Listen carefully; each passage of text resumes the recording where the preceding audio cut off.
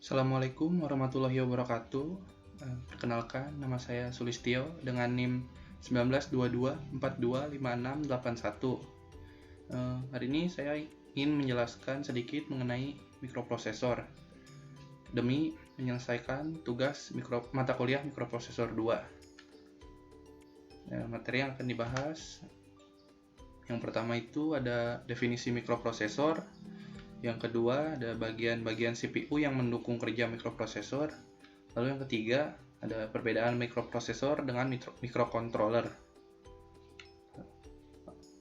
Lalu pembahasan materi pertama, yaitu definisi mikroprosesor.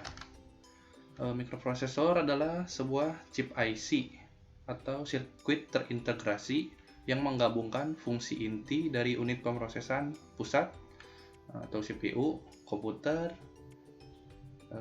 chip IC yang dalam bahasa Inggris ditulis dengan mikroprosesor ini merupakan perangkat multiguna yang dapat diprogram untuk menerima data digital sebagai input, memprosesnya sesuai dengan instruksi yang tersimpan dalam memorinya, dan memberikan hasil sebagai output.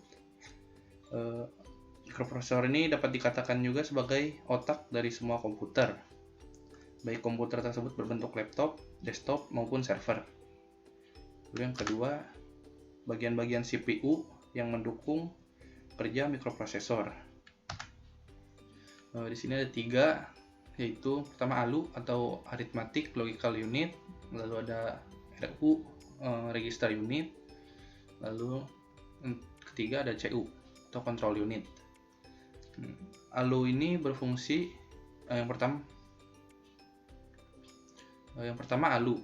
ALU ini berfungsi untuk melakukan operasi aritmatika dan operasi logika berdasar instruksi yang ditentukan.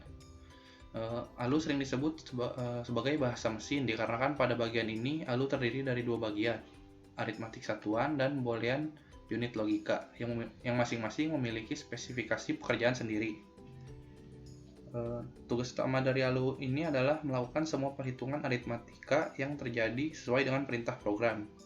ALU melakukan semua operasi aritmatika dengan dasar penjumlahan, sehingga sirkuit elektronik yang digunakan disebut adder. Tugas lain dari ALU adalah untuk membuat keputusan dari operasi logika sesuai dengan perintah program.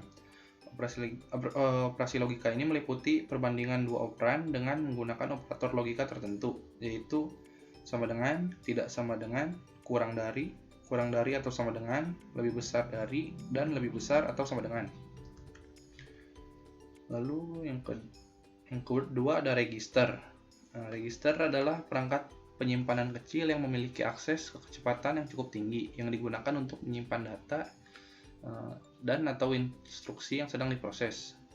Memori ini bersifat sementara, biasanya digunakan untuk menyimpan data saat diolah atau data untuk diproses lebih lanjut. Lalu yang ketiga ada control unit. Control unit ini yang mengatur jalannya program. Komponen ini tentu ada di semua CPU. Control unit bertugas untuk mengontrol komputer sehingga sinkronisasi yang terjadi antara komponen bekerja dalam menjalankan fungsi operasi.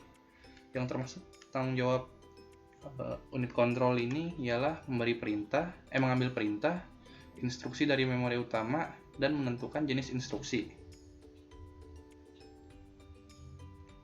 Jika ada instruksi untuk aritmatika atau perbandingan logika, unit kontrol akan mengirim instruksi ke ALU.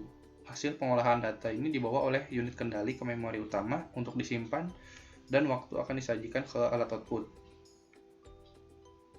Lalu materi terakhir yaitu perbedaan mikroprosesor dengan mikrocontroller. Nah, di sini perbedaannya pertama itu di mikroprosesor ini tidak terdapat RAM, ROM, COM port, dan I/O, sedangkan di mikrocontroller ini sudah terdapat RAM, ROM, COM port, dan I/O.